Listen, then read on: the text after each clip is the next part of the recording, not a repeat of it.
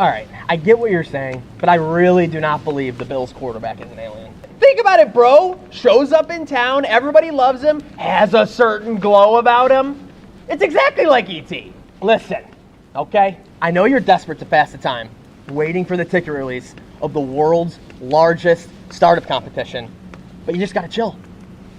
Hey, give me this blanket. You had it last night. Folks, don't camp out, don't wait in the rain. Head over to 43north.org or social media and grab your tickets today. Get them before they're gone.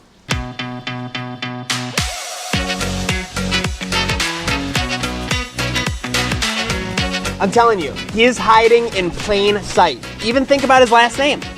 What do you mean? Allen? That's pretty standard. Is it A-L-L-E-N or is it A-L-I-E-N?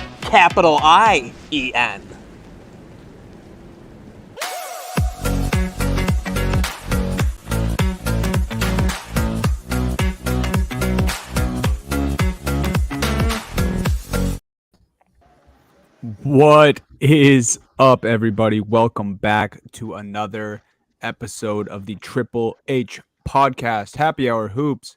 Steve, Jake, and Dunny, as always, to give you all of the latest NBA updates, what's going on around the league, and what's going on around the league right now is that we're 6 days away, guys. Let's go. Bill Russell, days away. The season is here. We have NBA futures. We're going to be talking some props to put in, some futures, some title picks, and then even who we think will have the most wins, most losses, who's going to suck, who's going to rock. Guys, we ready? We ready? 6 days. We're ready. 6 days. We're ready. I'm so ready, guys. I'm so ready. I can't wait. We're 6 days away. I got the Kelsey Plum shirt on today, so you know I'm locked in. You know like a I'm champion. locked in for this. Have to. Inspire me. Yeah. Won all those Vegas Aces futures, so now let's win some NBA futures. Stevie's Right, also on like one granola bar and like I think you got a seltzer there with you.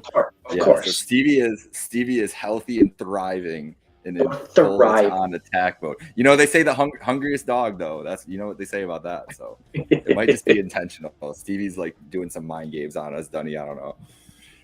Yeah, if Steve's picks are all winners at the end of the season, we shouldn't be surprised. He's sharp.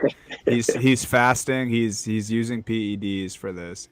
But yeah, we usually start the show with news and notes. Not really much. We did just want to brief the Draymond Poole situation. We talked about it at length last week, but since then, TMZ somehow got a video. The most appalling part of all of this actually isn't the punch. It's that someone in the Warriors organization leaked practice footage to TMZ. Yeah.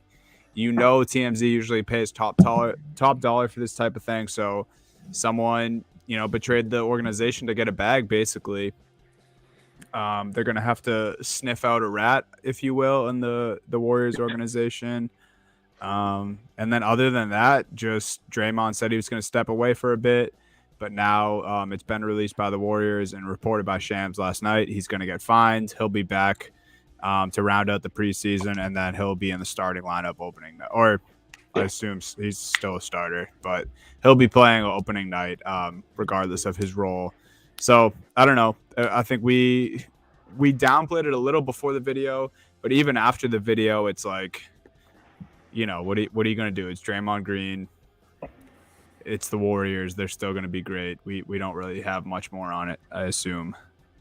Yeah, I don't think we're too concerned. I think the big thing for me was kind of the reaction to people seeing the video. There were a lot of other players and just other people involved in sports who were upset that the video was shown. They're like, there's stuff that happens. It's supposed to be closed doors practice for a reason. Mm-hmm. Like, there's teammates will get into scuffles like this, or they'll get into arguments. They weren't shocked or appalled by it. It's just, it wasn't a good look at all for Draymond, but that's the type of player Draymond is. And this is supposed to be a closed door type of practice. So we're not supposed to ever see any of this. So I was kind of almost pleasantly surprised by the reaction of other NBA players or whatnot, or people around the league, where they're like, you know what, it's not a good look, but this is supposed to be closed door. You should not supposed to share it, this type of, video or information to just the public. Yeah.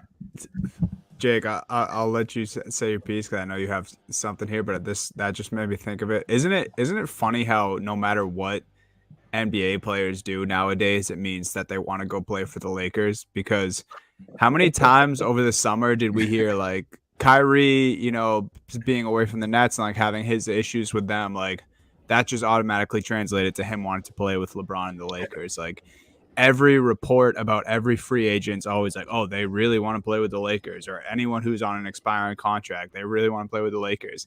Stephen A had the audacity once the video leaked that like his mind went after he saw Draymond punching Jordan Poole. He immediately went, that's because he wants to be a Los Angeles Laker. No, that's not what it means. That is a good first take though. You got to admit that is a good first take. Stephen A's on his shit. He knows what. I mean, he's still doing his job. He knows what gets clicks. Yeah, he knows we're going to talk about it. People would be less inclined to say it if Draymond didn't absolutely just like worship LeBron and kiss his feet every single chance he gets to do it. Like he might be the leader of like LeBron Anon, like just like the out there leader, because he is just putting propaganda out into the world about LeBron all the time. And he does it about Steph too, but it's just like it is weird to see from Draymond's level. But yeah, no, he's not like, this is not some plan for Draymond to get moved to go to the Lakers. It's after they won a title. I do think there is still something to it, the fact that it was Jordan Poole and not somebody else on the team. And we know that he asked for an extension, did not get an extension. And then what you heard from the Warriors days coming out was the narrative coming from the Warriors was how important Jordan Poole is, not only to this season, but in the future, down the years, everything else. Like everything they talked about was the future is Poole here. And that's what we're concerned about. And that like puts just Draymond in a very weird spot in this organization now, because he's been like such a leader and everything, but now he's the dude without a contract who just punched one of their young stars. And like that changes the energy. He's worth the max. And thinks he's worth the max. And that just changes the energy. Like imagine you had a coworker who just like, Steve, imagine that Meerkat just came up to you and just punched you in the face at work. And then, like, because he was demanding a max contract. How would you feel about Meerkat after that? If it was Meerkat, I wouldn't be shocked, and they'd pay the man. That's true. Meerkat deserves the max. I would pay TMZ type money for that footage. I would pay TMZ money for it. But now that's what we need. A video. I saw a nice video on the Cardwell, the David Adams Twitter today that came out. Now we need one of like an alleged attacker of Stevie, like Stevie just out like a wrestling angle where Stevie just like knocked out on stream. Like who did it? Who took out Steve? And then it's Meerkat. My balls are rolling. See, the problem, Meerkat throws a punch, I throw a punch right back, and then it doesn't end well. that is one of the other things though, is that the thing about Draymond, the punch, like seeing it, is Draymond is 6'8" or 6'7". Now he's like 6'6", I think actually. But Poole is like a much smaller guy than Draymond is. So that kind of force and like just, I mean, Poole, it also didn't look like Jordan Poole was expecting to get punched in that moment. Even with the shove looked like the normal thing to me, like seeing people shove each other and stuff. But like, it's just like a line you don't cross. I feel like when you're that much bigger than the dude, like if Draymond was fighting with like Wiseman or something, that's a whole different story. But just do it to somebody smaller. You think of how big these dudes are. That was like, damn, like you're winning. Like you're pick on someone your own size, like literally. Like go punch Wiggins. God. Yeah. See, I'm glad you brought up the shove, because I think that's where I can not relate to, but that's where I am agreeing with people who say this type of thing happens at practice. I think literally the nanosecond before that punch, I think, is what goes on in practice. I think what Draymond approaching Poole the way he did, and then Poole shoving him back, and like even if that was like a back and forth and they shoved each other a few times and it got broken up, I think that's normal.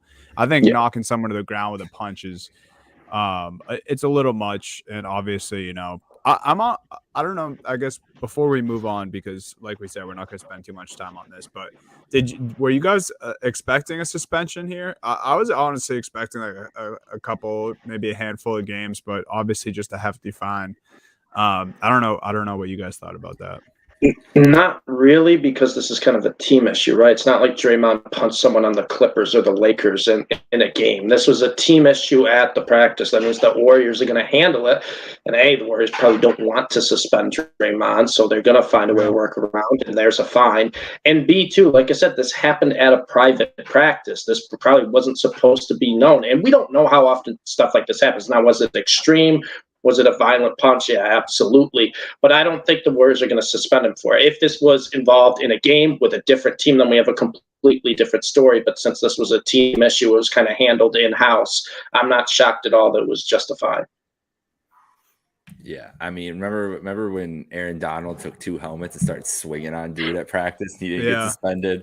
This is a little different, but that was with another team, not a great example. That was another team too, not our own team. I'm just saying, like, violence at practice, I feel like this year has been a topic, and the teams are just like, let them figure it out. Pro sports is weird, man. Like, it's a different animal. Like you said, if Meerkat came up to you, Meerkat would not be able to. I don't think he'd be able to punch you at work and get away with it like Draymond. Probably not. He'd probably have a couple more repercussions. But yeah, so that's our news. We just wanted to touch a little bit more on that since the video came out. Guys, let's get into some picks here. Let's get into some futures. So like we said, 6 days away, we're gonna go through all the awards. We're gonna give you guys a few winners. People who we're high on, who maybe we think are some long shots, but the odds are in their favor, or they have such great odds you'd be a fool not to sprinkle a little money on them. We're gonna go start with Rookie of the Year all the way to MVP, and then our finals picks, and then talk about who we think is going to have the most wins by the end of the season, most losses, who's going to suck, who's going to be awesome, stuff like that. Let's start with Rookie of the Year. Pressure's on me here, guys. I nailed it last year. I think you did. I think I gave out one pick and one pick only. It was Scotty Barnes. He brought home the bacon. This year, fraud win. I have two picks. That was a fraud win. It might have been a fraud win. He's very good. Mobley's very good too. It was too upset one way or the other. Yeah. It was more of a toss up. That's what I'm going to call it. Anyway, I do have Mobley coming up here. We both have Mobley in a few spots here, so plenty of Mobley to talk about. Rookie of the Year this year, I couldn't get away from what I saw from the first glimpses of this guy. My favorite here is Keegan Murray at plus 450 to win the award. I think you could go some other directions with this. I just think Keegan, to me, looks the most pro-ready as far as his mechanics on the basketball court. I think Paulo is definitely up there in that regard too. But Keegan's three-point stroke in the summer league games, just the way he was carrying himself. I believe he's an older rookie, if I'm not mistaken. I think he's a bit older than all these other prospects. I think he's going to have crazy volume playing in a team like Sacramento. But I think it's different a little bit this time around with Sacramento than the past couple of years, because I think they have more stability and they have more of a core, but no one that's really going to take away opportunities from Keegan Murray. Like, I like that they have a Sabonis there now. I like that they have more bench pieces. They're going to be a more competitive team overall, basically. And for that reason, I like Keegan Murray. My second pick is Jaden Ivey at plus 650. This one I'll be a little more short about. I just love the talent of Jaden Ivey. I think this is a guy who can explode on the scene. He can be an offensive juggernaut, and I think the Pistons are going to be on the rise this year and start making some noise in the league, not just the Eastern Conference. So it's more of I like the talent thing of Jaden Ivey. I think Keegan Murray's opportunity is going to be a little better, but yeah. Keegan Murray plus 450, Jaden Ivey at plus 650 are my Rookie of the Year picks. Let's see if I can repeat. Go ahead, Jake. I only don't want Jaden Ivey to win your rookie of the year pick, because then I'll just be very upset that the Pistons look good all year. So let's not hope for that. I'm going with the favorite. Now I'm being pretty boring here, but love Paolo Banchero. It's plus 175, whatever. It's boring. It's whatever. It's probably not the smart pick odds wise to go with here, but that Orlando team, we talked about it, guys, last week, how much we loved Orlando, or a couple weeks ago.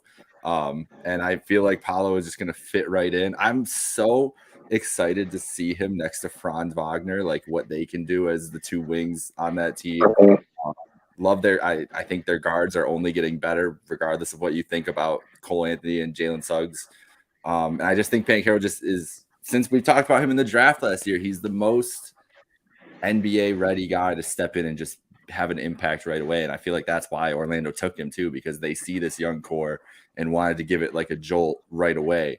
So I just think what realistically though, like what can we expect for him to average or something like that? Like, could he get like average 17, 18 points a game in his rookie year? Because I kind of feel like he could, if he's hitting his jumpers. That's going to be the biggest thing, is if he can get into rhythm with his offense and everything. But I just feel like there's so much upside and a higher floor than a lot of guys that I'm picking Paolo. But Stevie, there's a guy that you have on your list here that I really like too. I mean, I got a few guys on my list because, of course, I mean, you guys know I'm going to find the weirdest long shot odds too, because you always got to sprinkle a little bit on it. But I'll go with who I think is my favorite to win the award, and it's Jabari Smith Jr. at plus 650. I thought he should have gone first overall in the draft. I know he's younger. He's maybe not as polished as Keegan Murray or Paolo Banchero right now, but Jabari Smith Jr.'s ceiling is just absurdly high. And the big thing for me when I'm looking at this rookie of the year is I don't really think we have a rookie who's probably going to average over 20 points a game. So you're going to have to help out with a little bit of playmaking and defense. And Jabari Smith Jr. is probably the best defender, I think, of all the players who are in contention for rookie of the year. And I think that's really going to help him, because as you saw with Scotty Barnes, that kind of helped him win it last year, he was very good on the defensive side of the court as well. And you also, too, and this is the main reason why I'm kind of out on Keegan Murray, Dunny. At Iowa, Keegan Murray did what he needed to do. He was just a great player, very consistent player, but the NBA is really about the highlights, those highlight reel plays, and that's what Jabari Smith is. He is a walking highlight reel. Jaden Ivey definitely is too, but Jabari Smith can throw down those huge dunks. He can make those incredible blocks, those incredible plays. He can make those three-pointers, and he really didn't really show any true weaknesses at Auburn, except really kind of playmaking and facilitating. And I don't think that'll be a huge issue with the Rockets, because I think his usage rate is going to be through the roof. If you want to win Rookie of the Year, you got to have a lot of opportunities as a rookie. And I know Banchero is, probably the most pro-ready, Jake. But the big thing with Banchero is that the Magic, we think they're going to be good. We think there's a lot of other good pieces on this team. The Rockets, it's Jalen Green, Jabari Smith, and then a bunch of other super young guys that really have to prove themselves. So I think the Houston Rockets aren't really going to have expectations of, hey, we're really not probably going to win much this year, but we have a nice young core we want to work around. They're going to let Jabari I think his leash is going to be a little bit longer. They'll let him do whatever he wants. And I think with that, he's going to put up the numbers that'll help him for Rookie of the Year. I love Jabari Smith at plus 650. I think his option. Go ahead. No, go ahead. Before you go to your next guy, I just wanted to say that the reasoning behind thinking the team is going to be good was part of the reason Scotty Barnes won that award last year, as I complained about earlier. It was also because the Raptors were a good team and he was contributing to winning basketball. The Cavs were a good team too. I think that definitely Cavs don't get no respect, Stevie. That's what I'm saying. No respect. We don't get no credit for injuries, nothing. I know. But I do think it plays into it. But I also think, too, if you have a good team, other guys are going to get their points. They're going to get their numbers. And I just don't think Banchero this year will put up the numbers of a first overall pick. That's all I'm saying. I think he'll be a great role, a great help for the Magic. I just don't think he'll put up those gaudy numbers, because I just don't think he's going to have as high of a usage rate as a guy like Jabari Smith Jr. That's the big difference there. Now, my second guy here, 10-1 odds. It's more of an odds play because the team's going to be probably doggy doo-doo. But he's playing alongside Tyrese Halliburton, who's really going to give him a ton of opportunities. It's Ben Mathurin out of Arizona. You want to talk about highlights? Ben Mathurin, just look up Ben Mathurin top plays of Arizona last year. He has some dunks that are scary. I mean, this guy is a monster. And he also, too, is another big-time player. He makes those big dunks. He can make those big shots. And on the Pacers, we had talked about this earlier, guys. We could see Buddy Hield and Miles Turner both on the move at some point early in the season. That opens up the door for Ben Mathurin for a ton of opportunities next to an incredible playmaking point guard like Tyrese Halliburton. So I think just on the odds, play 10-1, he's going to get a lot of opportunities. And then the last one, this is a pure sprinkle. I don't really think it's going to happen. But Ochai Agbaji at 28-1, I think is too high of odds on the Utah Jazz team. Now, part of that trade, he was a big piece coming back in the Donovan Mitchell deal. I think he's going to have a ton of opportunities. Utah, another team that we could see sell off a lot of players, which would give a lot more opportunities for these young guys. And Agbaji is probably a big piece that they got back, right? You got Sexton, you got Agbaji. They want to see what they can get. Agbaji, his best games were against the best competition in the NCAA tournament or in some of those big 12 games for Kansas. That's when he played his best. So he kind of rises to his level of competition. I could see Agbaji, kind of just maybe a slower start because maybe he doesn't get as many minutes. But Agbaji could be someone who almost kind of makes that Jalen Green type season where he starts a little slow. And then next thing you know, he's getting 30-plus minutes in the second half of the season. And he's putting up a ton of numbers because Agbaji is exactly the type of guard you want, or shooting guard, hybrid, whatever you want to call him, you want, because he's a 3-and-D player. He's going to make the shots. He's going to play good defense for you, and he can create his own shot, which is key for rookies at the start of their NBA career. But my official pick, Jabari Smith at plus 650. And then, of course, I got to sprinkle on some long shots. It wouldn't be my pick if we're not sprinkling a little bit. Hell yeah. I'm also with you on Ben Mathurin, going against everything I said about good teams. I don't think Indiana's going to be good. No. Him and Halliburton are going to be very fun to watch this year, and it could lead to some crazy stats from that guy. Yeah, so Rookie of the Year.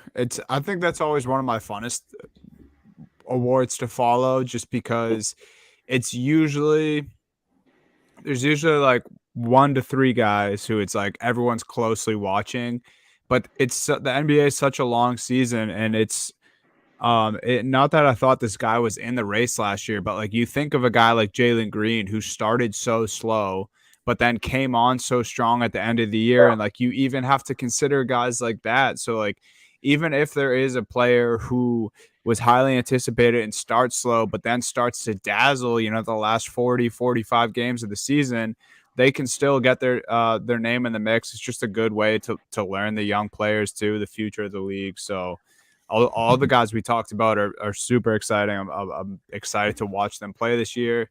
But let's move on to a category of guys who have been in the league, looking to improve, the most improved player of the year. Mine, it made too much sense to me when I looked at this. RJ Barrett was sitting there at plus 2,000. And whether the Knicks wanted it to go this way or not, because we think that they, again, missed out on some of the sweepstakes of the superstars over the summer. But whether they like it or not, they put all their eggs in RJ Barrett's basket. I think RJ Barrett, it's time, right? He's in the same draft class as Zion. He was overlooked. People thought that he was going to be star as soon as he got to New York. That just wasn't the reality of the situation. Now they brought in Brunson. He has a legit point guard. I don't think they're going to lean on Julius Randle as they did in the past few years. They shouldn't. And I really think that they're going to say it's time. It's RJ Barrett time. They're going to lean on him. They're going to demand a lot for him. And I think he knows that it's time for him to deliver. I think last year his outside shot improved a bunch. He's a guy who plays both ends of the floor. And I think we see an offensive explosion from RJ this year, and just a takeover, because the New York Knicks should be RJ Barrett's team. And it's kind of up to him if he wants to make that happen or not. I really liked RJ Barrett at plus 2,000. I do want to give one more because I just saw the odds before I was about to move on here. But my guy Scotty Barnes, who won Rookie of the Year last year, is sitting at plus 2,800. And he's a guy who I think can improve immensely from last season. He's just such a good talent. I think it will be a little tough for him for his numbers to improve drastically. So it is a bit of a reach just because how good the Raptors are and the other, talented guys around him. But I also love that for Scottie Barnes. So I think that for the sake of the podcast, I'm not making this a pick, but RJ Barrett, probably my favorite guy. Me and you have been big RJ people for a very long time now. So I think all of us have been big RJ Barrett people. Yeah. This award is fucking weird to me though, because Ja Morant winning last year just throws me off so much. Because dude was like, I understand he took another leap, but he was already like, I already thought of Ja Morant as a star. Maybe he ascended to a higher superstar level, whatever. But so like, I feel like the voters can kind of decide the criteria year by year. So you kind of have to like keep that in mind when you go with it. Obviously my homer pick is going to be Evan Mobley, but that's also thinking that his life is going to be so much easier offensively now that he has two guards who are going to be able to feed him, and just the work that everything coming out of Cavs camp and all summer about Mobley has just been the work on his offensive game and on his shooting that he's been doing, which if he's hitting like mid-range jumpers efficiently, he's going to have some crazy stat nights of like high 20s rebounds and points multiple times this year. And that's going to help him a lot in this case. But when I get to the weird part of what's the narrative going to be and everything else, two guys really –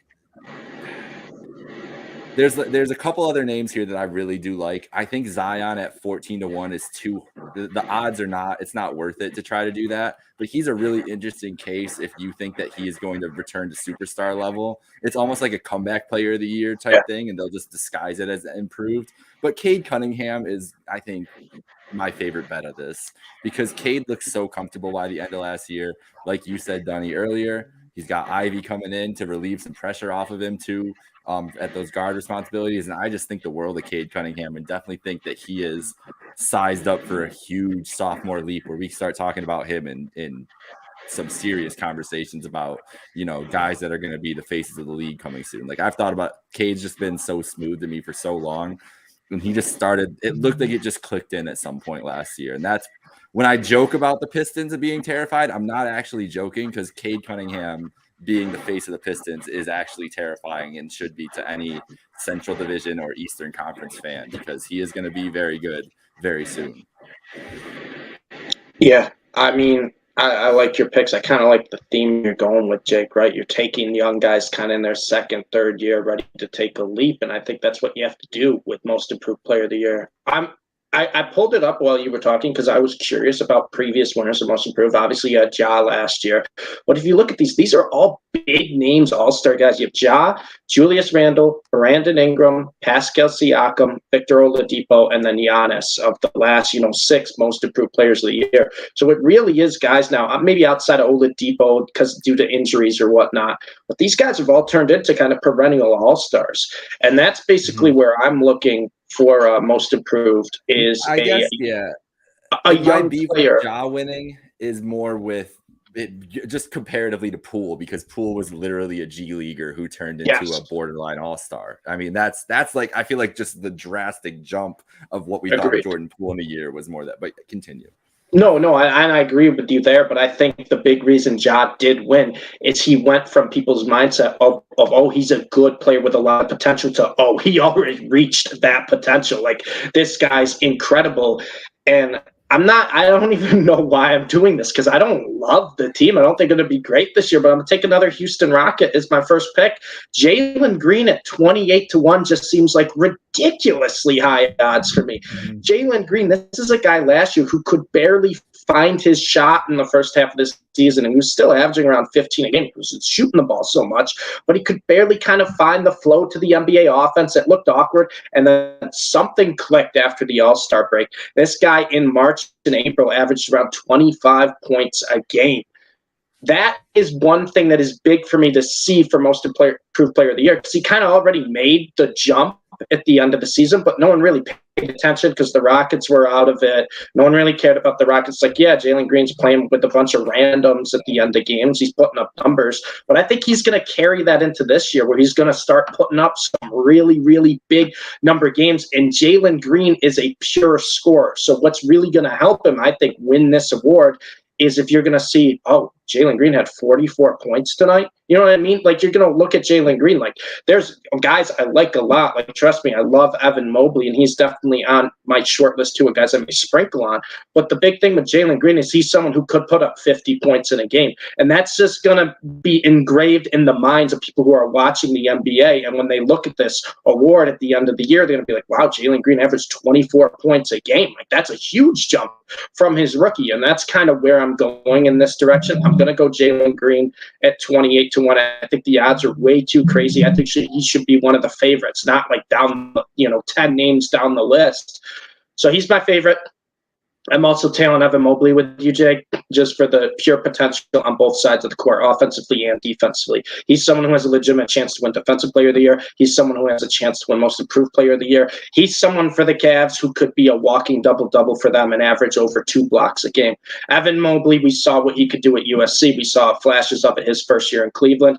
And he is not a bad outside shooter, but he's starting to develop it a little bit. And you're right, Jake. If he can get just a mid-range game going, it's going to be lethal, and he's got so many opportunities. You know how many Mobley videos? You know how many Mobley videos I watched this summer of him, and I was all in on the workout Mobley, little run around Jays, just doing the little mid range session. He's hitting everything. I was like, oh man, this. And the big thing for Mobley is he's also going to be on a team that we all think will improve. Yeah, the Cavs made the play-in last year, but now we think the Cavs are going to be a legitimate in the East. They add Donovan Mitchell. I think that helps Mobley because you see the team improve, and then you see a young player who's part of their core, Mobley, improve.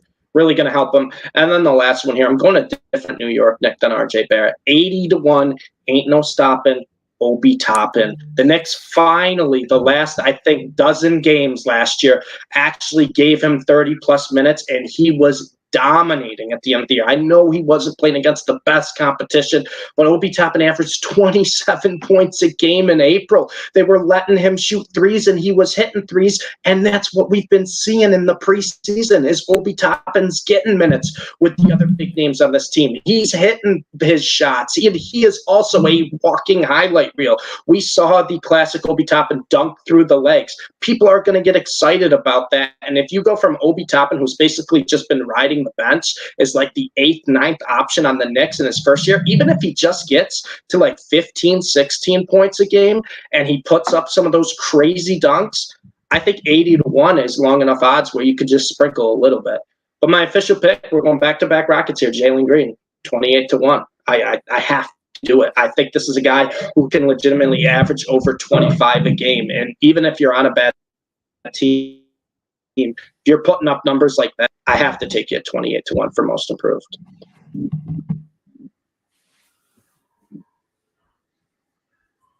You're muted, Donnie.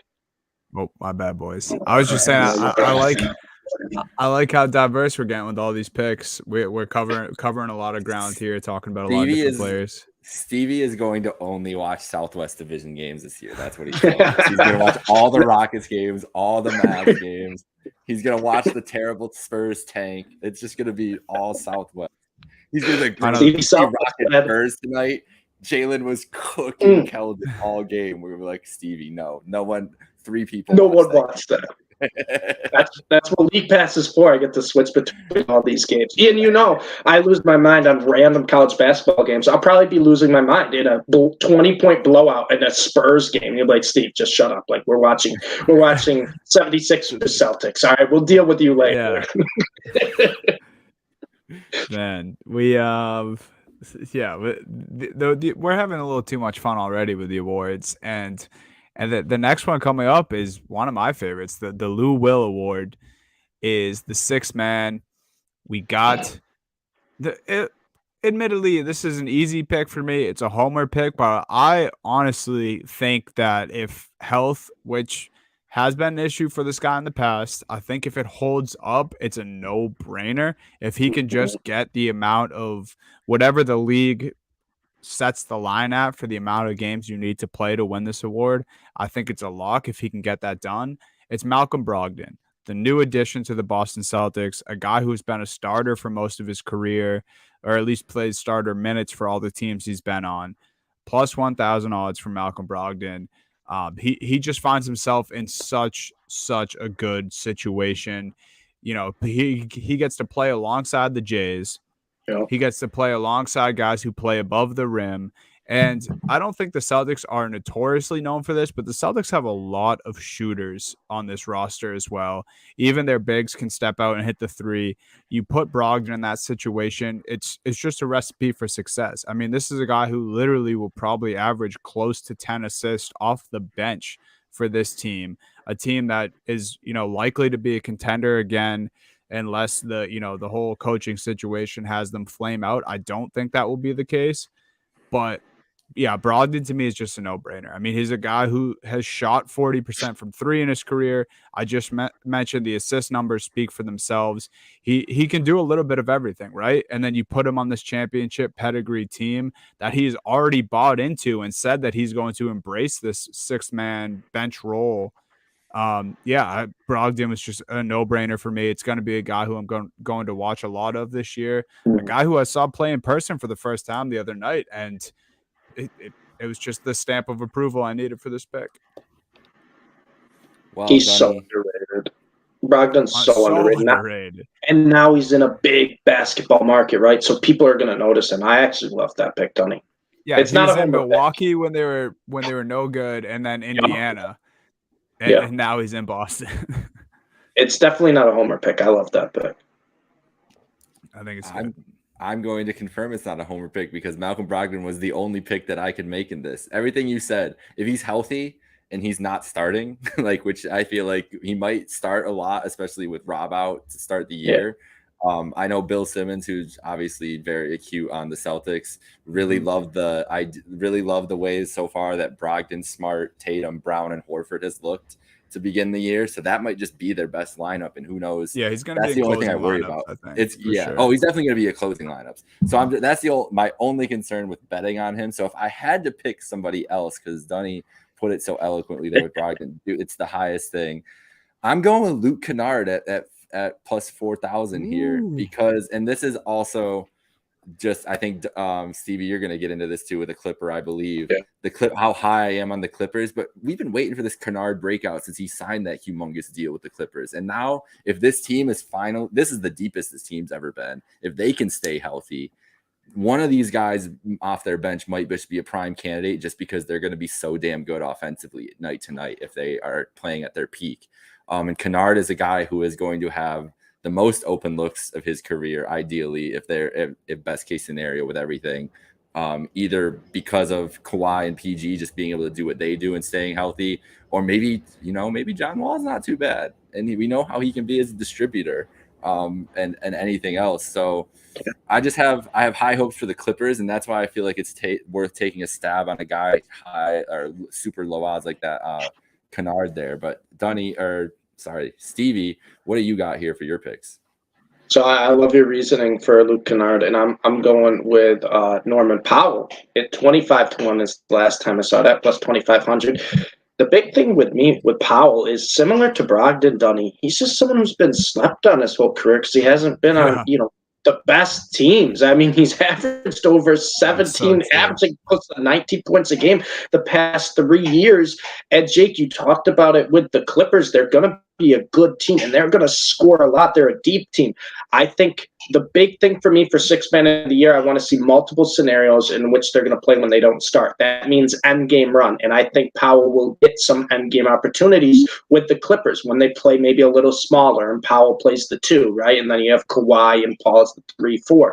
I want to see opportunities in blowouts where the sixth man just comes off the bench and just balls, taking 25 shots a game, and the Clippers are a great team. They give him a lot of opportunities to do so, and I want to see someone who is able to handle that type of volume, and that's what Norman Powell is. He's a volume shooter. He can put up those types of numbers. You talk about the Lou Williams Award. That's what his bread and butter was on volume shooting in games where he'd just come off the bench and give him a spark, and I think Norman Powell's in the perfect situation for that with the Clippers.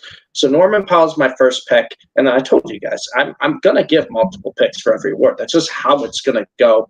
I don't love anyone else because I do really like Brogdon at 10-1, but I got to go a little deeper with the odds here. Spencer Dinwiddie, 22-1. The thing with Dinwiddie, he could take on the Brunson role for Dallas. I think Hardaway's going to start for Dallas, and I think Dinwiddie's going to take on that Brunson role that's going to be that secondary guard to Luka, where maybe he starts a few games. He's definitely going to get late game run where they're going to play a little smaller, but he's also going to be able to kind of lead his own guys out there. We've seen Dinwiddie kind of do it before. He can put up big numbers when he has to be that guy. And I think a year in the offseason with the Mavericks is going to kind of help him get more consistent, because he showed flashes of it for the Mavericks last year, but his inconsistency was kind of a concern. I think we'll see Dinwiddie have a better year. I think he has a good chance to do it, especially too if we think the Mavs are going to have a big year and Luka's going to carry him. Dinwiddie's definitely, he's going to need some help with the supporting cast. I'm going Dinwiddie over Wood just because it's Wood's first year there with Dallas. I'm not really sure what his role is going to be yet.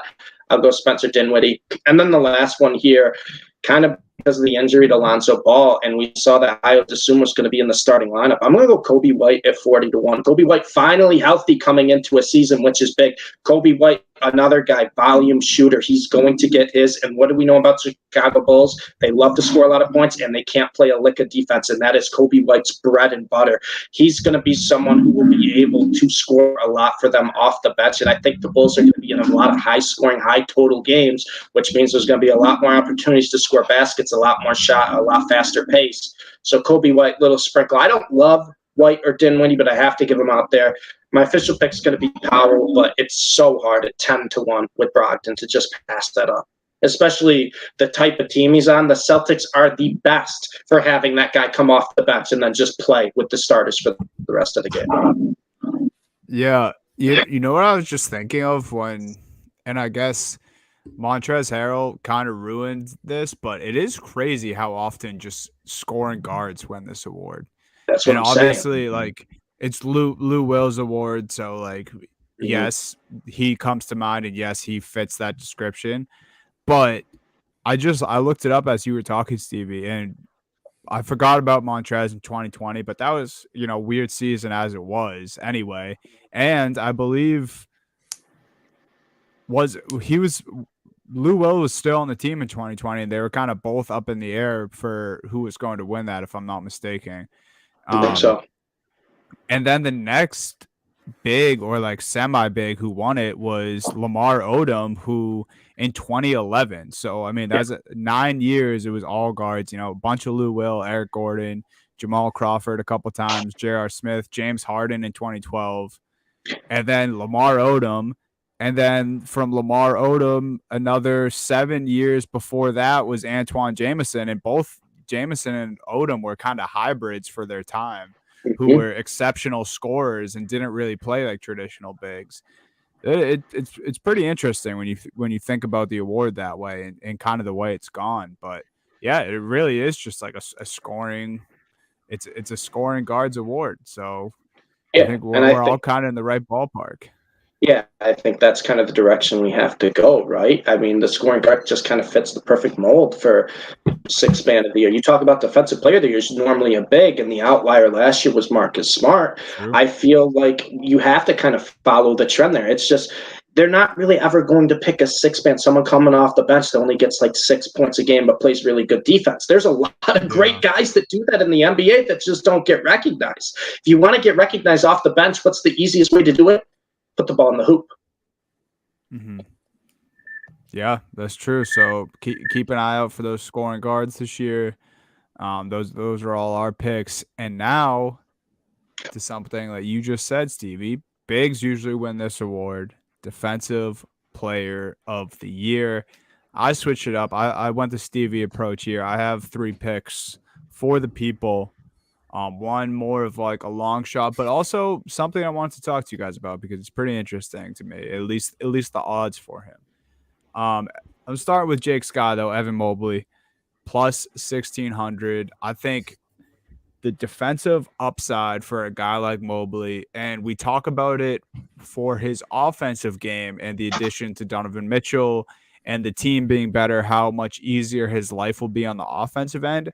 I think that bodes true for defensively as well, because I just think his life in general is going to be easier now. I think everyone who benefited from the Cavs' success last year will benefit even more this year. I think they're just going to be a much better team. I think they're going to be a much better group. I think their chemistry is going to be better. And I think that just lets and allows Mobley to flourish. I think his leash is going to be longer. I think they're going to have him on the court more. I think he's going to be more comfortable.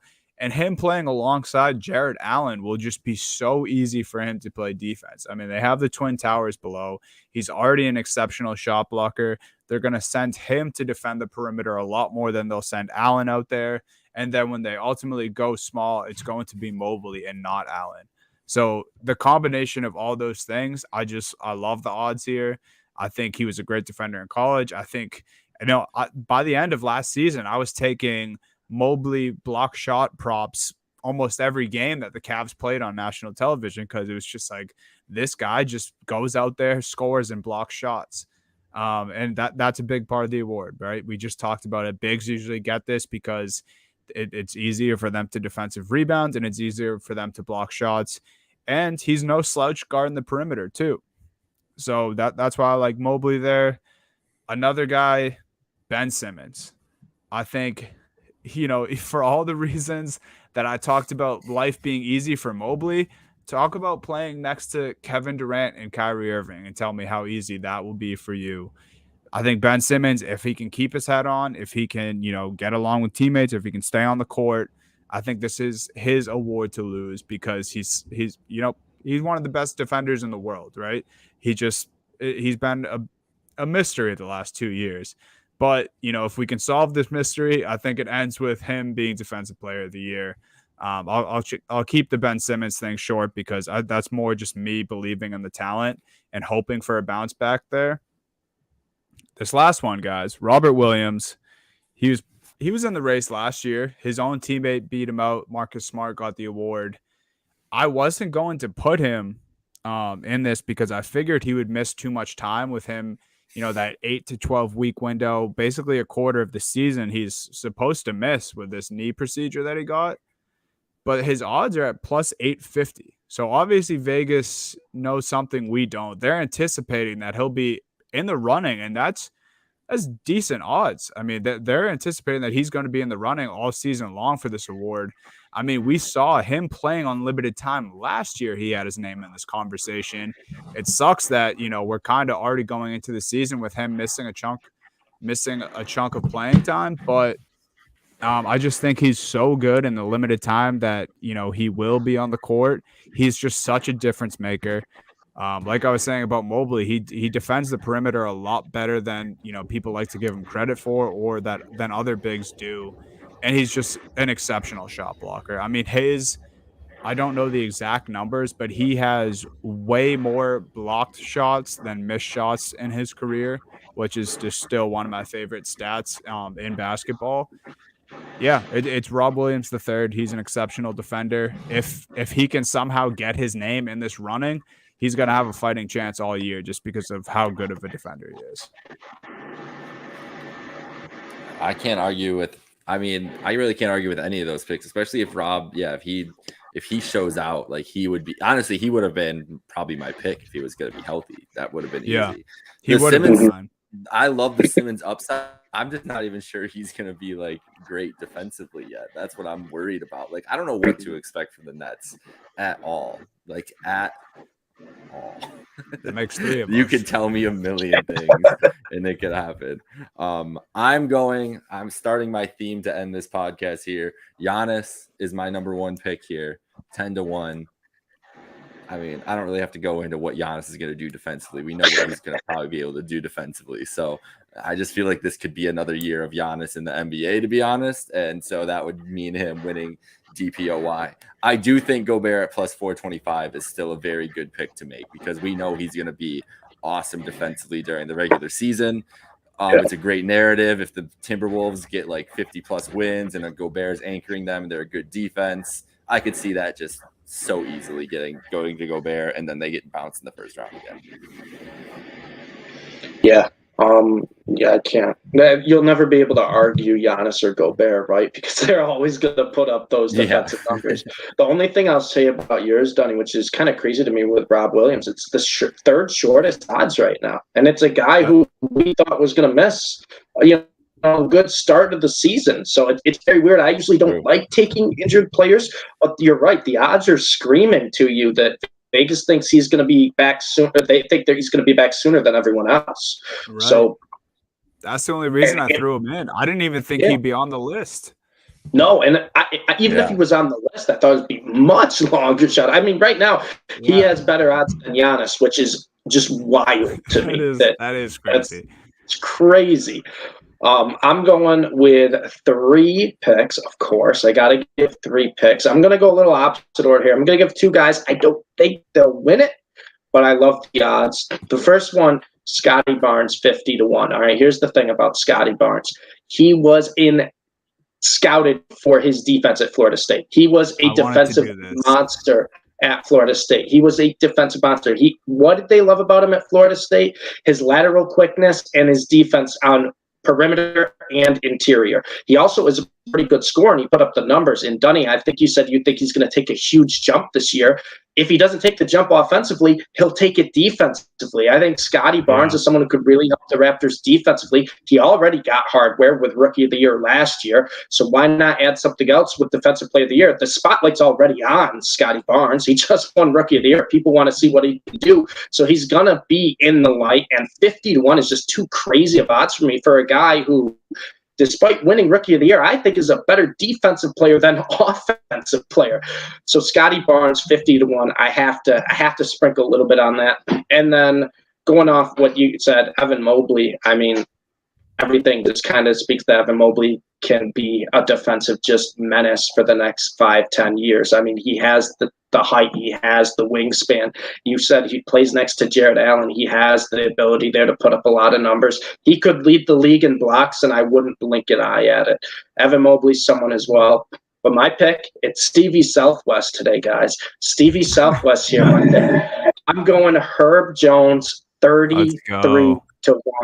Herb Jones, I think he's the best defensive player out of last year's class. Herb Jones was incredible at Alabama, and he showed that for the Pelicans. He really didn't do too much offensively last year, but the reason he started a lot of games towards the end of the year, the reason he got big minutes was his defense. He made some highlight reel type of reaction, blocks or steals, you name it. And the big thing why I love Herb Jones at 33-1, we all think the Pelicans are going to be a great team this year. We all think they're going to improve. We expect Zion to come back and be as good, if not better, than what most expectations for Zion are this year. McCollum seems locked in for the Pelicans. Ingram's going to be good. And Herb Jones is going to be playing with all of them every time they're on the court. He's going to start for this team. He's this team's best defender, and it's not even close. And if you have a team, Zion's a great defender too. Don't get me wrong. But if you have a lot of weapons around you, you need that type of 3-and-D guy, and Herb Jones is the definition of that. Herb Jones, his reaction time, his wingspan, everything just lines up for someone who can get 2+ blocks and possibly even close to 2+ steals a game. This is someone who can put up some ridiculous box scores that we will see this year, where he's going to have like 6 steals and 4 blocks in the same game. And he's going to be on a team that a lot of people have their eyes on, that's going to improve, that will have, you guys saw it before he got hurt. When Zion's healthy, he's everywhere on national television. So there's going to be a lot of eyes on Herb Jones. I love him at 33-1. I think he's going to win multiple Defensive Players of the Year in his career. So why not start one off in year 2? Herb Jones, 33-1. Stevie Southwest. Here we go. No, I love the picks there. I thought about Herb Jones, honestly. And he really already, what's nice about that and that pick is he kind of already was able to showcase himself a little bit in the play-in and then in that first round last year, because I mean the Pelicans just made some noise without Zion. That's just the fact of the matter. He got to showcase, he got to show how good of a defender he can be. And it was awesome. So I like that pick. I did want to go Scotty there as well, Steve. I wanted to. I just didn't want our listeners, our fans, to think that I was hyping up Scotty too much. So I stayed away from it. But no, I think that's a fantastic pick. I've been quoted calling Scotty Barnes baby Kawhi. So I'm all in on that.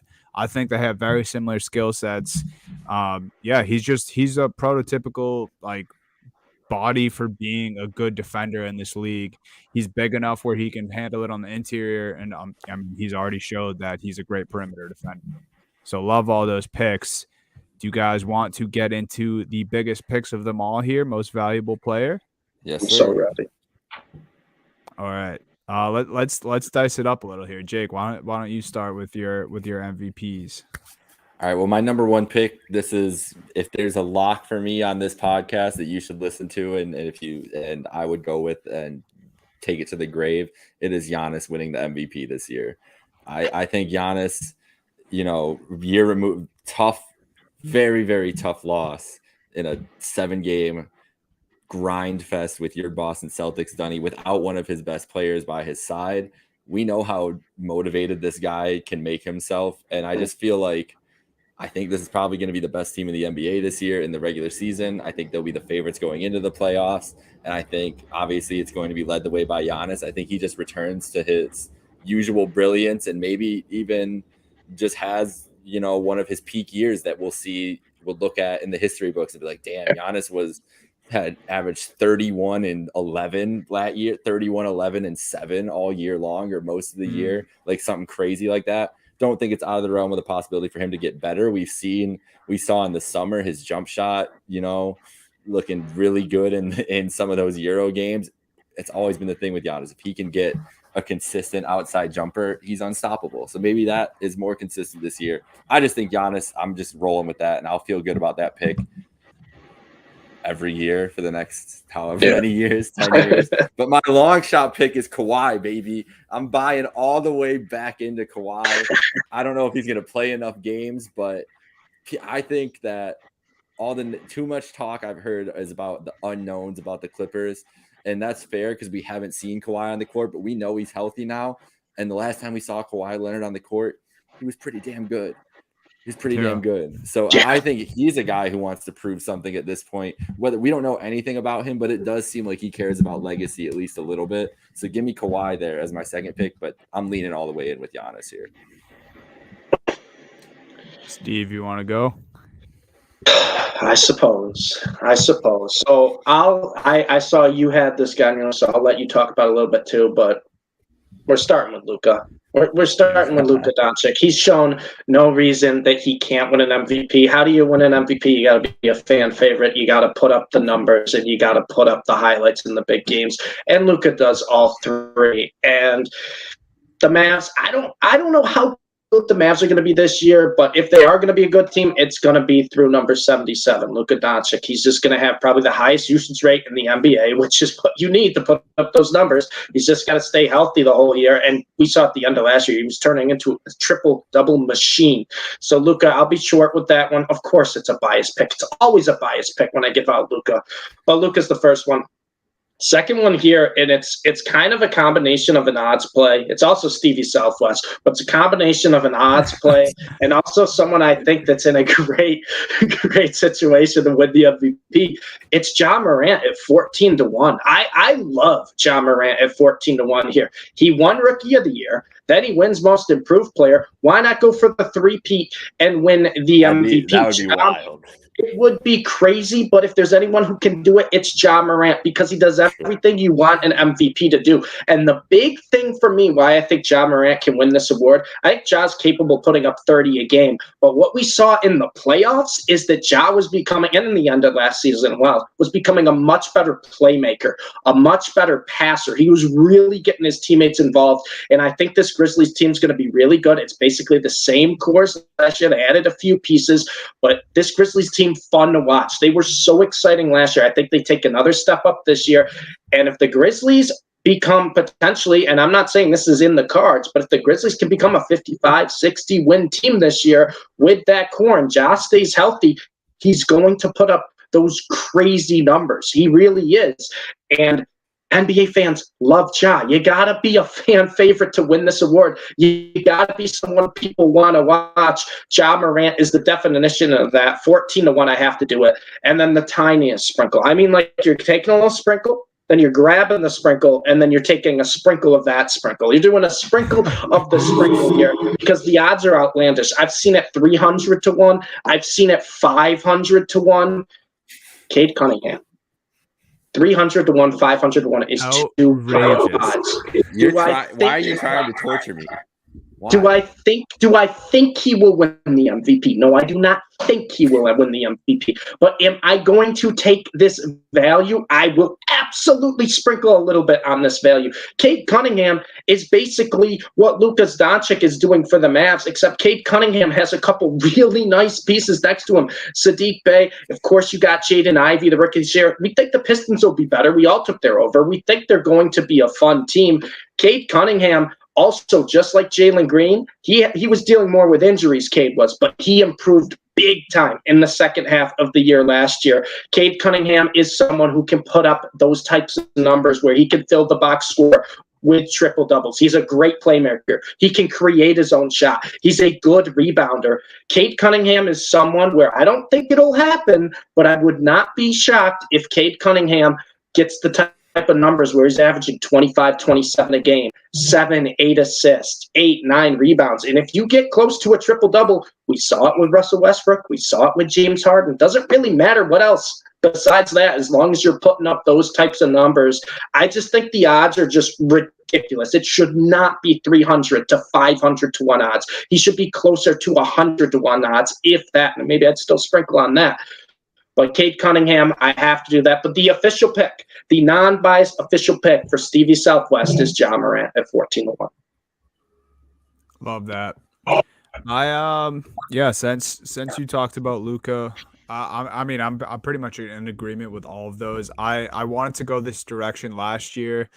Luka was in the conversation a bit last year, but obviously I think Jokic and Embiid just took that conversation over. They were on a different level. I think Jokic will put up similar numbers. I just don't think the league wants to give him the three-peat. So that's why he's not winning the MVP. That's what I mean. I think it's literally none of us would be surprised if he's in that conversation again. I think all three of us just know that the league won't do that. Because except Meerkat thinks he'll win a third. Yeah. well, I'll tell the people to sprinkle a little bit for Meerkat, but no, I don't think it's going to be either of those guys. I don't think Embiid will repeat those numbers from last year. I really don't. And so it's Luka for me. I think he's improved every year. And the only thing I want to add on to what you said, Steve, is the only thing that's really gotten to Luka in the past and hasn't gotten him over that hump he's been a little out of shape his career. I mean, you can see it. He's a little bit of a doughy guy. He's never really been in exceptional shape. You know, he's got put on blast a couple times for him not being able to guard other stars on the perimeter. And Jason Kidd was on the All the Smoke podcast the other day with Steven Jackson and Matt Barnes. And they kind of alluded to, they're like, yo, we saw Luka a couple times this summer. He's looking pretty chiseled. And Jay Kidd just kind of leaned in and like gave him a smirk. Like, he's in exceptional shape. So I think that's what will get Luka over the hump. Yep. I think his defense will be improved. And I think, we're only going to see another jump in the scoring, rebounding, and dropping dimes, because that's just Luka does everything. So I think that it's kind of the boring pick, because I believe he's the odds-on favorite right now to win MVP, right? I believe it's Luka. Yes. Yeah, it's Luka and Embiid. They're really close, but Luka is the favorite right now. Right, so a little boring, but, I mean, you got to go with them. And then mine, homer pick for sure, but I think he has the stats to back it up. Jason Tatum. He was on the team that went to the finals last year, came up just short. And I don't know if you guys remember, Jason Tatum started the season awful last year. Well, yeah, shooting, the whole team, yeah. Poor shooting. They were 500. Yeah. They were not a good team at the start of the year. Yeah. They were 500 in January. And Jason Tatum, his three ball was bad all season, because even when they started to figure it out and he was doing other things good, he shot poorly for him last year, and he still ended up shooting 35% from deep last season. He averaged 27 points, just under a block a game, a steal a game, 4.5 assists, and 8 total rebounds. I mean, if you did blind resume and someone said that's what LeBron put up in whatever year it was, you'd be like, oh, he was in the MVP conversation. I think all those will go up. Scoring probably just a tick, but I think it has room to go up. I think especially with Rob Williams out to start the season. They're going to be playing a lot of small ball. I think those rebound numbers are going to be close to 10 a game because he's more than capable. And 4.5 assists, I think that's going to be like more like 6.5 assists this year, because we saw Jason Tatum in some of those games in the Brooklyn series and some of the games in the Milwaukee series. He was getting 10+ assist games in those series. He's more than capable. He plays at both ends of the floor, and I think most people think the Celtics are going to be in a similar spot as far as how good they are next year. I think they improved their bench. They put other capable guys around the Jays. And yeah, I mean, it's kind of a revenge tour, and they have something to prove this year. I like Jason Tatum at plus 1,400. It is a homer pick for sure, but it's also a guy who's very capable of, if not winning the award, at least being in the conversation all year long. Yeah, definitely. I mean, you could call it a homer pick because you're a Celtics fan, but Jason Tatum has proved that he belongs in the NBA elite, and he's proved that he can put up MVP type numbers. So I don't hate it. It's another one. I think I like the odds. I mean, that's good odds for Tatum. I thought it was going to be like around like plus 800, maybe 850. When I saw that, I was like, yeah, I mean, I'm giving this pick to the people. I had to. All right, guys, you want to end here with some NBA title picks? Let's roll. Yeah, real quick before we get into it, I saw the odds because I think they're short. But what do you guys think? Zion's 25-1. Does that feel way too short? I was gonna say. Almost mentioned it in my piece when we were talking about MVP. I was like, best case scenario, Zion could easily take. I mean, you want to talk about the narrative too? That's the biggest thing is Zion. If Zion's rolling and is looking that good, he's going to get all the narrative votes because it's good. That's all, dude. If Zion and the Pelicans are nasty, how many times does Stephen A. lead with Zion? Like it's almost every day. Every episode at that point. Every episode is going to be led to Zion. Every basketball show leads with Zion. If he's back to like Zion. No, so I saw the odds 25-1, which at first, like I said, I thought it felt short because I'm like, he hasn't played in years. But then again, you're right. Like Zion, if he's just, it would only take, I think it would take a week, right? We see 3 games of Zion back to his old self. Everyone's talking about Zion again. Mm-hmm. Especially with I mean, I can say this because I know we all think the same way about this team. We all think the Pelicans are going to be really good this year. Yes. That only helps that argument most of the time. Like if you're an exceptional talent and your team's doing well, you pretty much just plop yourself in that conversation automatically. And that was not a fat joke at Zion. But yeah, so I do like that. That is interesting. I didn't even peek at Zion's odds because I wasn't thinking that, but he could be in the conversation.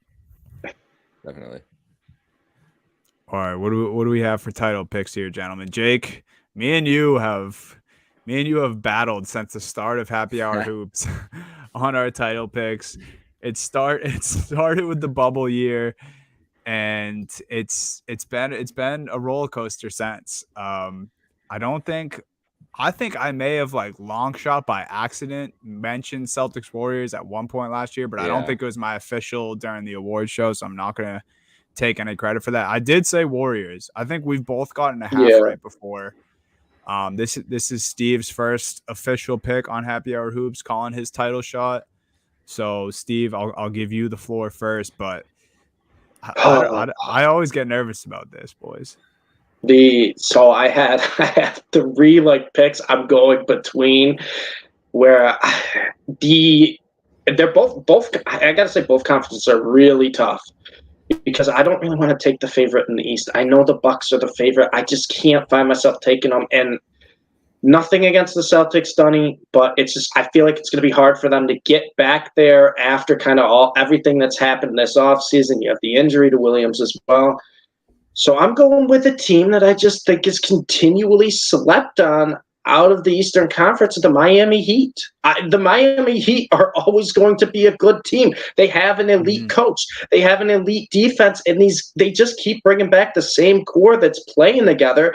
I think the Miami Heat are just going to go to the NBA Finals. I'm going with the Heat as my official pick for the Eastern side, and I think the Heat are losing because I think this guy's back, and he's ready. to let the NBA world just remember who he is once again. Kawhi Leonard in the Los Angeles Clippers. He's been resting for a while. John Wall has been resting for a while. Kawhi Leonard and John Wall back with Paul George. You got Powell coming off the bench. Morris showed something last year. They have one of the deepest benches in the NBA on top of probably one of the most star-studded starting lineups. It's just the perfect storm for me. The biggest thing for the Clippers is health. And you know what? I'm going to be Mr. Optimistic here. I'm not going to be like, oh, they're going to get hurt. They're not going to play a lot of games. No, they've been resting for 2 years. We haven't seen these guys play basketball. So give me a healthy Kawhi, a healthy John Wall, Paul George. I'll take the Clippers over the Heat in, let's say, 6 games. It's an interesting one because I think it's kind of everyone's sleeping on the Heat. I think they were 16-1 to win last I checked, and it's just a team that I just think is just going to be good again. I took their over. I think the Heat have the same core. Jimmy Butler's a great player. They got healthy guards right now. Bam, I think will have a big year. And like I said, elite coach. That helps in the NBA. And then I'm going Clippers. We raved about the Clippers. I know it was our first preview show, so everyone kind of forgets, but we loved them in the Pacific Division preview. We all think that we're going to see Kawhi back to 100% Kawhi this year. I'm going Clippers. We saw him do it with Toronto. Why not do it with the Clippers this year? I think he's got a better supporting cast than he had in Toronto. So I'll go with those two. And then sleeper teams. Just sleeper teams to win. I'm not going to give a sleeper. I gave my finals prediction. Sleeper teams to win both out of the Western Conference. Stevie Southwest, Memphis Grizzlies. They showed me a lot this past year. I think they could have a big year, and I think they can really do well in the playoffs. And let's not forget the back-to-back MVP is getting his point guard back who's healthy, Jamal Murray. And maybe Michael Porter Jr. will be healthy. Who knows? We'll see. But I also like a lot of other players on this Nuggets team. I think they have a deep roster as well. Grizzlies, Nuggets, they'll sprinkle to win. But the official pick, my first official pick, because I think I gave out a pick last year, but it was after a month into the season. Got half right.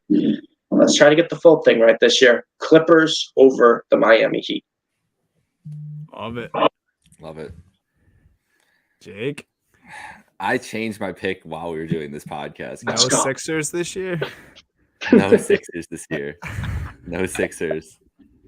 I changed it, though, as we were doing this because I want to buy in all the way to the Clippers and say that they're going to win the NBA title. And they are. I would sprinkle a lot of Clippers things. My 2 sprinkle picks are the Nets and the Clippers in the finals and the Clipper and the Bucks and the Clippers.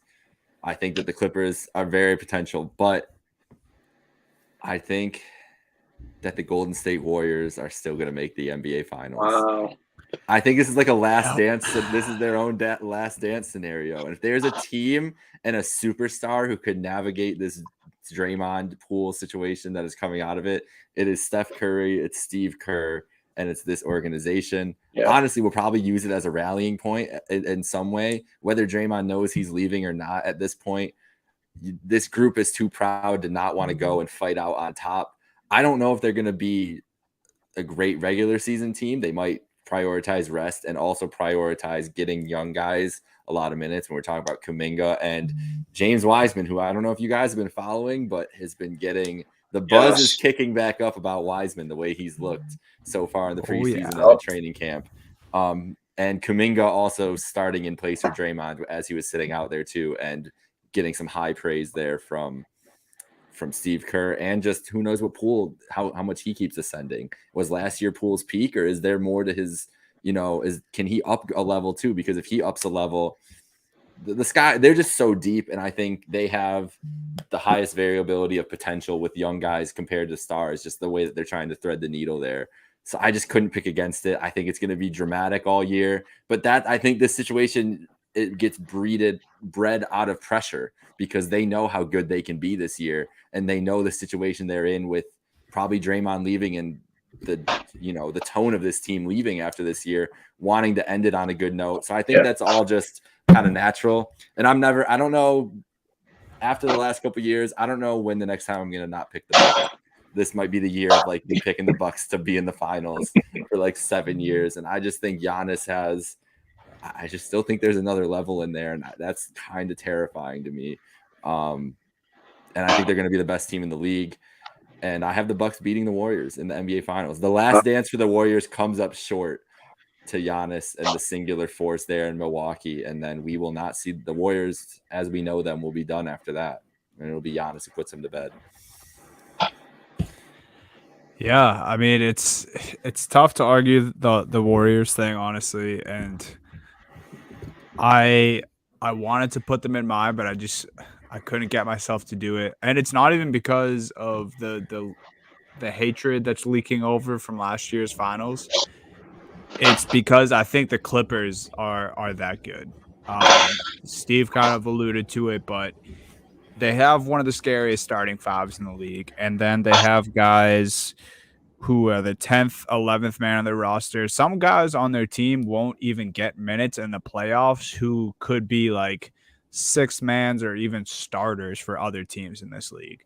So I just think they're so deep. So even if injuries happen, which they have some injury prone guys on the roster, I think they can overcome those things throughout the season. I think something else that's really encouraging is, I don't know if you guys saw this, but Paul George was kind of asked about his role with the Clippers now that Kawhi's back and all this.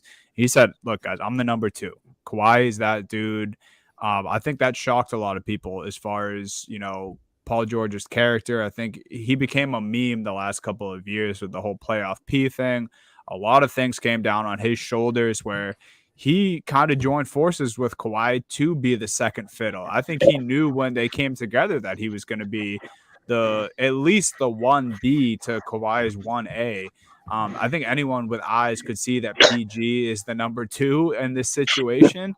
And him admitting to that to the media and to himself was a big deal for me. I think finally being able to see these two coexist with an excellent team around them, it's going to be awesome to watch. And then I've been giving out homer picks all show. I'm going back to it. It's the Celtics over the Clippers in the NBA Finals this year. I think there may be, Jake, I think you might be right about the Bucks being the best team in the league this upcoming year. I think they'll probably have the most regular season wins. But for whatever reason, the Celtics have Milwaukee's number. They have the last couple of seasons, when they've played them in the playoffs or meaningful matchups. I think they know. Listen, Al Horford, people love to talk about how his longevity and, how he's kind of changed his game and the mold of his game to be able to stay in the league. Al Horford defends Giannis better than 90% of this league. No one can really check Giannis, but if there's a big out there who is capable of guarding the perimeter and kind of almost, we saw it in the Bucks Celtics series. Horford got in Giannis's head a couple of times in this series and kind of knocked him out of his groove. They went back and forth with highlight dunks on each other. I just think the Celtics have the recipe to beat these teams in the East. We saw it last year. The thing that they were tasked with that they couldn't do is beat the Golden State Warriors when the stage or when the light where they're brightest, when they're on the biggest stage. And I just think between the coaching situation, the Jays getting the disrespect they got last year and kind of getting, they kind of got a bad rap for their performance in the finals because it wasn't great. They did kind of flop. I can admit that against the Golden State Warriors. I think they flopped back and forth. One guy was good, then the other guy was good. Yeah, they couldn't get together. I think they added some important pieces. I think there's a revenge tour. I think this whole coaching situation, weird shit with Ime, is only going to be a motivator once they can put it behind them. I got the Celtics over the Clippers in the finals. Well, we will see, boys. We got Celtics, Clippers, Bucks, Warriors, and Clippers, Heat. So a lot of Clippers love. The Clippers, I really think they're going to be really good this year. It's hard. No one wants to make that jump. Like I listened to a couple season preview podcasts the last couple of weeks as they're starting to finally roll in here. And everyone doesn't want to just buy into the Clippers just because of the unknown. But it's man, you know what it's going to be if it is good, though. You got to just buy into some potential at some point. Guys, the narrative took over for me with the Warriors. I can just see it. And I can just see knowing Curry and just the mindset he has, like the way that they're going to spin this if they're just keeping Draymond, which it seems like they're just going to try to make it work at least at first and do whatever else. And it's all fixable and everything. It's just going to be a motivator for them going forward. And especially for Jordan Poole. I mean, a dude, you wanted to talk about a guy who's already had his chip on his shoulder and is going to want to put all this behind him and just have a baller season. True. Like, we saw some of there's a couple highlights the other day from the preseason game right after too, where he's just cooking the praise Lakers. From KD on Twitter. Getting praise from KD. KD is a guy who is not going to take Draymond Green's side. Let's be honest, in any scenario. But I think guys. The next time we will talk, it'll be about time for NBA basketball. So can't wait. It's going to be amazing. Oh. All right. Follow us wherever you get your pod at Happy Hour Urbis 1. Subscribe wherever you get your podcasts. For Dunny, for Steve, this is Jake. Have a great night, folks. See you guys. Later, guys.